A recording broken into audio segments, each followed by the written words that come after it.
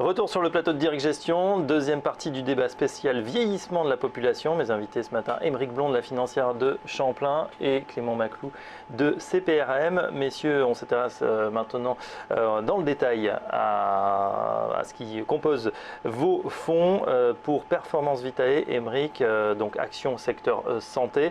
Une des premières lignes de votre fonds, c'est Galapagos. Que font-ils exactement et pourquoi cette valeur est-elle dans votre portefeuille? Alors, Galapagos, c'est un petit laboratoire de biotechnologie qui est plus si petit d'ailleurs, qui effectivement a un pipeline, un portefeuille produit en développement qui touche notamment à tout ce qui est maladies auto-immunes et arthrite rhumatoïde. Je m'intéresse à Galapagos pour une raison, c'est que, bon, effectivement, ils ont un des premiers et un des seuls traitements dans ce qu'on appelle le JAK1, qui est en fait un chemin d'accès aux médicaments dans une cellule du corps. Et ce chemin permet effectivement des meilleurs traitements, plus ciblés, avec moins d'effets secondaires. Je vulgarise un petit peu. Oui, c'est un traitement qui existe déjà pour savoir Non, c'est pas un traitement qui existe déjà, mais c'est une molécule qui est identifiée et qui permet effectivement ce chemin d'accès à la cellule et qui permet effectivement potentiellement à terme de développer des médicaments bien plus efficaces dans tout ce qui est notamment arthrite rhumatoïde, qui est une pathologie qui touche énormément de personnes âgées. Évidemment. Donc voilà. Donc l'idée c'est quoi? C'est que avant ils avaient un partenariat avec AbbVie, le gros laboratoire américain, et ce laboratoire avait en parallèle un autre développement dans le JAK1 sur un autre produit, un tout petit peu inférieur, mais c'était un produit qu'ils avaient développé en interne et dont ils avaient 100% des droits de commercialisation. Galapagos effectivement est une société qui fait la R&D et donc il n'appartient pas à AbbVie, donc avait signé un partenariat avec ce gros labo en échange de upfront, milestones, des succès d'étape, et en échange aussi de royalties, donc un pourcentage sur les ventes futures. Le problème, c'est que ce pourcentage sur les ventes futures était très important, c'était entre 15 et 25%, selon les zones géographiques. Ce qui s'est passé, c'est que AbbVie a fait ses calculs et a dit j'ai un médicament en interne dont j'ai 100% des droits, un petit peu inférieur certes, mais 100% des droits. Et j'ai un autre traitement en partenariat dont je n'ai que entre 70 et 80% des droits. Donc ils ont dit bon, on va rendre ce produit-là. Alors Galapagos a pu conserver tout le cash qui avait été généré par les succès d'étape, les milestones et les upfront, ce qui fait que Galapagos a une position cash absolument énorme, autour de 400 millions d'euros. Et donc ce traitement ayant été rendu, Galapagos est libre aujourd'hui d'aller chercher un autre gros laboratoire pour re-signer un partenariat. Donc des bonnes perspectives pour l'instant pour le... Étant donné la taille du marché, effectivement, l'état d'avancement étant quasiment similaire, et étant donné la taille du marché, je pense qu'effectivement il y a énormément de gros laboratoires qui seraient intéressés pour signer cette molécule-là, pour au moins prendre une part du marché. Arthrite rhumatoïde, donc important, évidemment, ça cible plutôt les seniors. Évidemment, on reste justement sur ces seniors, un nouveau cœur de cible des entreprises, évidemment, nouveau service également. Dans le fonds Silver Edge, vous êtes intéressé, Global Silver Edge, donc le fonds les valeurs internationales liées au vieillissement de la population. Vous êtes intéressé à une société américaine, Vail Resorts. Parlez-nous de cette société. Alors c'est une société assez originale parce qu'en fait c'est un développeur de stations de ski. Donc en fait ils créent des stations de ski, après ils les entretiennent. Ils ont 11 stations de ski aux États-Unis. Donc c'est une société en fait qui offre des services de haut de gamme. Donc c'est des stations qui sont fréquentées par des personnes. Les deux stations les plus chics, un peu comme Stade par exemple, sont des stations où le revenu moyen des personnes qui fréquentent ces stations dépasse les 250 000 $ et même une partie, à peu près un quart des clients ont plus de 500 000 $ de revenus annuels. Donc vous voyez qu'en fait ils ciblent vraiment le très haut de gamme. Et ce que l'on a constaté en fait, c'est que cette génération des baby boomers qui sont devenus papy boomers, exactement, est en train donc de prendre une part très importante dans ces activités de sport d'hiver. On a vu un doublement de la fréquentation de cette population en une dizaine d'années. Et donc en fait cette station, ce gérant de station de ski, Vail Resort, bénéficie à plein de cette transition démographique avec des consommateurs qui sont certes âgés, mais qui vont peut-être un petit peu moins skier, mais qui vont consommer dans la station.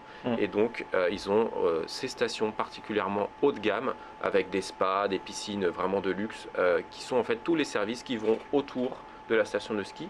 La station de ski qui est vraiment par excellence le lieu de vacances où on se retrouve en famille. C'est-à-dire qu'on va avoir 2, 3 générations qui vont se retrouver dans la station et peut-être les grands-parents vont s'occuper des petits-enfants pendant que les parents eux-mêmes vont skier. Donc on voit en fait finalement que à travers cet exemple, cette société qui est une grosse société, ils ont quasiment 4 milliards de dollars de capi, des résultats de chiffre d'affaires annuel de plus de 1 milliard de dollars, donc c'est vraiment énorme. On voit un bon exemple des services de consommation qui sont utilisés par cette génération du Silver Edge. Ouais, on reste avec vous pour parler d'une autre valeur. Là, on part du côté du Japon, dans le secteur des équipements de santé, une société qui s'appelle Cyberdyne, qui est spécialisée dans les équipements médicaux destinés aux personnes à mobilité réduite. On va voir les images dans un instant. Alors ça ressemble à Robocop un petit peu. Ça aide, c'est ça, les personnes âgées à mieux se déplacer. Exactement, donc c'est une technologie qui a été reprise de l'armée. L'idée première, c'était donc de créer des super soldats. Cette technologie a ensuite été utilisée pour la rééducation, donc suite à un accident par exemple, vous utilisez cette technologie pour refaire travailler vos muscles. Ensuite, la technologie, donc c'est un exosquelette qui est assez révolutionnaire, qui en fait a des capteurs, qui va capter les terminaisons nerveuses de la peau et qui va anticiper les mouvements que vous voulez faire et qui va également enregistrer les mouvements que vous faites et l'ampleur des mouvements, afin en fait d'aider les personnes à mieux se mouvoir. Donc ce produit a été également repris par le personnel soignant. Donc dans les hôpitaux, imaginez que quand vous devez faire le lit d'une personne âgée, c'est beaucoup plus facile de pouvoir la sortir de son lit avec l'exosquelette qu'avec les moyens classiques qui sont un peu plus complexes. Et maintenant, la société attend, et c'est ce que nous attendons également, l'approbation de régulateurs japonais pour utiliser cette technologie de façon massive dans les hôpitaux auprès de cette population des personnes âgées. Ouais, et déjà 2,4 milliards de capitalisation boursière donc pour Cyberdyne. Vous en êtes donc qui est dans le fond global Silver Edge. On repart du côté de la santé avec votre fonds Emeric pour parler d'une société qu'on connaît bien dans le secteur des diagnostics. C'est Eurofins qui a fait un très beau parcours boursier d'ailleurs. Donc diagnostic et certification. Effectivement, c'est un groupe qui est très diversifié. Avec environ...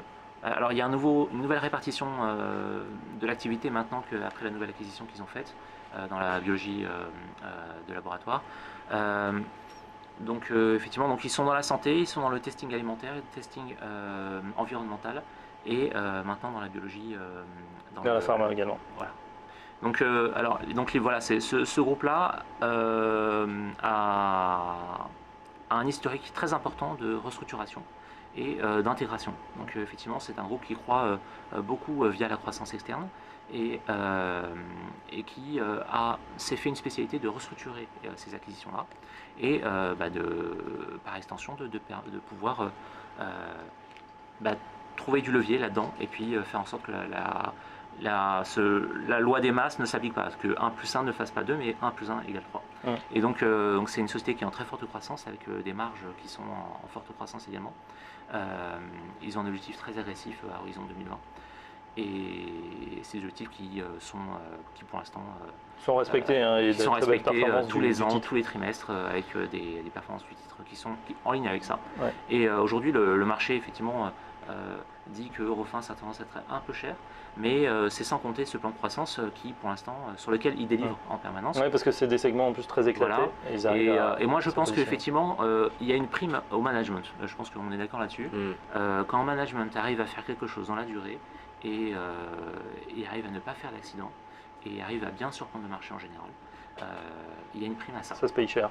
Voilà. Record d'ailleurs historique. On peut se permettre d'anticiper à long terme le comportement boursier de sa société et d'anticiper les revenus financiers. Est-ce que ça fait partie également de vos lignes? C'est effectivement une valeur que nous avons dans notre univers d'investissement, que nous avons eu en portefeuille, dans le portefeuille européen. Malheureusement, c'est une société qui a une capitalisation boursière qui n'est pas énorme et du coup, nous avons dû la sortir pour des raisons de liquidité et pas pour des raisons d'engouement pour le titre. C'est vraiment une valeur qu'on a portée pendant très longtemps et nous aimons particulièrement le business model. Ah oui, forcément, quand le fonds est gros, il faut trouver aussi des titres qui puissent être liquides. Justement, au niveau de ce marché, on a vu qu'il avait été troublé, hein, ce marché, pendant cet été. Bon, des facteurs, évidemment, on ne va pas revenir dessus, tout ce qui est Chine, inquiétude sur le ralentissement mondial, atermoiement de la Fed également. Est-ce que ça a un impact sur vos fonds? Est-ce que ce sont des fonds, justement, sur ces thématiques qui résistent mieux? Alors j'ai envie de dire que typiquement ce sont des fonds qui ont des piliers importants donc sur la santé, qui sont des secteurs qui, on le sait, ont tendance à mieux résister dans des conditions de marché difficiles, des marchés très volatiles. Après, le ralentissement qu'on a vu en août n'était pas seulement lié à la Chine, on a vu aussi ce fameux tweet qui a impacté très fortement le secteur de la santé. Donc je dirais qu'au cours de la baisse de cet été, nous avons pas tant que ça amorti la baisse parce que nous avions ce pilier très important de la santé qui a été un des secteurs qui a sous-performé durant l'été. Et puis après, il y a eu le Dieselgate avec l'affaire Volkswagen. Là aussi, comme vous avez de l'automobile maintenant, est-ce que vous avez souffert justement de cette affaire? Alors, on n'a pas souffert de cette affaire parce que c'est un secteur qu'on a ajouté dans notre univers d'investissement en mai. Mais en mai, quand nous avons regardé les valeurs à notre disposition, on était avec des performances absolument extraordinaires. Donc Peugeot, quasiment 70% de performance, Renault, plus de 50%, j'en passe, c'est les meilleurs. Daimler, pareil. Exactement. Du coup, nous avons décidé en mois de mai de ne pas investir. Donc ça montre vraiment que nous sommes des gérants pragmatiques. C'est pas parce qu'on a rajouté l'univers d'investissement dans le secteur dans notre univers d'investissement qu'il faut à tout prix qu'on achète. On est vraiment pragmatique et notre approche considère à dire, on entendait déjà les premiers problèmes en provenance de la Grèce, de la Chine, et donc on a décidé de ne pas intervenir sur ce secteur. Et en fait, on a fait nos courses, notre shopping en octobre, une fois que le scandale Volkswagen était passé. Je dois vous avouer qu'on a eu quelque part un peu de chance parce que ça nous a permis d'acheter à des valorisations beaucoup plus attrayantes. Et donc nous avons acheté en fait à peu près 5% des portefeuilles dans l'automobile début octobre. Même question pour vous, Aymeric Blond, financière de Champlain, Performance Vitae. Voilà, c'est de la santé. On se dit que généralement c'est plus défensif, mais on a l'impression que c'est moins automatique qu'avant, hein, ce report sur les défensives en cas de coup de tabac sur les marchés. Est-ce que votre fonds a plutôt résisté? Le fonds, alors, question en deux temps, réponse en deux temps. Le fonds, effectivement, dans un premier temps, a souffert, effectivement, parce que il y avait eu les maisons de retraite, la medtech en général, etc., avaient fortement progressé. Et les foyers de croissance, de potentielle croissance, se faisaient moins voir. Donc on a pris le parti de se surpondérer en biotech à ce moment-là, après le tweet. Donc effectivement, on a eu un impact parce qu'il y avait plus de 30% du fonds qui était dans la biotech. Il y a eu un impact, c'est vrai, mais effectivement qui a été au fur et à mesure qu'on se moyennait à la baisse et que le marché se reprenait, impact qui a été relativement bien effacé. Et voilà, c'est après, comme je le dis, et je l'ai souvent dit, c'est quelque chose, c'est une thématique un peu long terme. Donc pour moi, c'est du buy and hold. J'identifie des dossiers, j'attends que les catalystes se manifestent. Et c'est une approche multicatalyste. Donc j'ai plein de catalystes qui peuvent se mettre en place. Donc voilà, je ne suis pas inquiet. Quand j'ai des fortes convictions et que je sais que les choses vont bien se passer, je me renforce dans les dossiers qui baissent. Et je ne vois pas de problème à ça. Alors effectivement, il y a une plus forte volatilité, c'est vrai. Je pense qu'effectivement, la santé d'il y a 5 ans, la santé d'il y a 10 ans, quand mon fonds a été créé, n'est pas du tout la même que la santé d'aujourd'hui. Aujourd'hui, on est dans un espèce de cycle un petit peu haussier où l'innovation commence à arriver à maturité. Et ce qu'on n'avait pas encore il y a 10 ans. Il y a 10 ans, les portefeuilles produits de la plupart des biotech ou des grosses pharma étaient un petit peu à un point mort. On était en train d'essayer de chercher de nouvelles molécules, des nouvelles approches thérapeutiques, etc. Et ça arrive aujourd'hui, et là, ça va arrive aussi beaucoup plus vite dans les déceptions. Et voilà, ça va. Il y a les déceptions, il y a les bonnes surprises, il y a les bonnes choses. Et effectivement, il y a des foyers de croissance qui sont très forts et qui sont là en train de se matérialiser. Voilà, pas d'inquiétude en tout cas pour les gérants, buy and hold, c'est-à-dire on achète et on garde pour le long terme. Les performances sont d'ailleurs assez étonnantes et spectaculaires. Merci de gérants qui nous ont accompagnés. Aymeric Blond de la financière de Champlain, Clément Maclou de CPR-AM. Cette édition spéciale vieillissement de la population est terminée. Merci de l'avoir suivi. Demain, nouveau débat. Pour l'heure, on va se reconnecter au marché avec Direct Investisseur. Bonne journée à tous.